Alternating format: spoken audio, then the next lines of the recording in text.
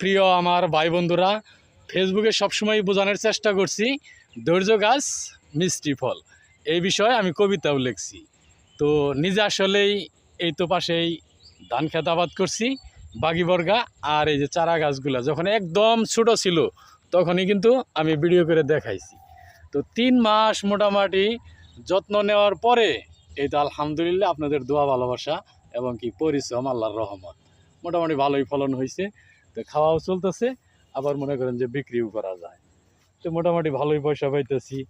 আর যদি যত্ন না নিতাম তাহলে কি হইতো, এই তো দেখেন মোটামুটি ভালোই ফলন হচ্ছে। পাশেই ধান ক্ষেত। এখন যদি ইচ্ছা করি ধান তো এই 2-1 দিনের মধ্যে কেটে ফেলবো। ধান কাটার পরে যদি ইচ্ছা করি গাছ যদি ভালো হয়, বৃষ্টি পাইতেছে গাছ ভালো হবো, তখন জাংলাটা একটু ধান ক্ষেতের দিকে বাড়াই দিতে পারবো। এই তো দেখেন যা বাস্তব। তো ফেসবুক ভাই বন্ধুদের সবসময় বোঝানোর চেষ্টা করছি যে আসলেই পরিশ্রম করলে সফলতা আসবেই আসবে। এই তো দেখেন এটাই তার প্রমাণ। কারণ আমার এলাকার মানুষ তো জানে যে আমি জাংলা দিছি কীভাবে, আবাদ করছি কীভাবে। চারা গাছগুলো একদম ছোট ছোট যখন ছিল তখনও কিন্তু আমি ভিডিও করে দেখাইছি। আমি ফেসবুকে কাজ করি, পাশাপাশি আপনার শ্রমিকের কাজ করি, কৃষি কাজ করি, আবার এই তরু তরকারি যতটুকু সম্ভব ততটুকুই আবাদ করি।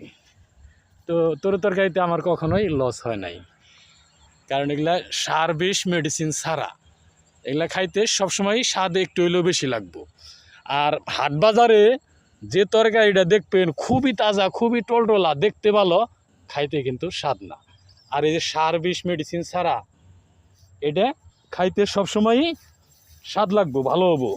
এটা দূষিত না, কোনো রোগ জীবাণু নাই ইনশাল্লাহ। এই তো দেখেন এই পাশেই ধান খেত বুনছি, আপনাদের দেখাইলাম। আসলেই আমার কাছে এখন ফলন দেখে এখন আর মনে দুঃখ নাই।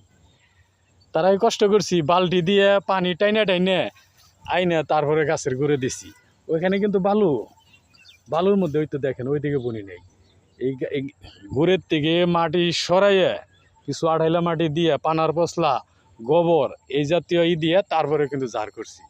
তো ঝাড় করার পরে মোটামুটি আলহামদুলিল্লাহ আমি যেটুকু ফলন পাইতেছি আলহামদুলিল্লাহ। প্রত্যেকটা গাছেই মনে করেন যে এরকম ফলন, প্রত্যেকটা গাছেই। এই তো দেখেন, এই তো দেখেন গাছ জাংলায় পুরোপুরি ছড়াই নেই, কারণ এটা এই গাছের গোড়া পানিতেও তোলাবো না। এজন্য পানিতেও তোলাবো না, আপনাদের গাছের গোড়া টানে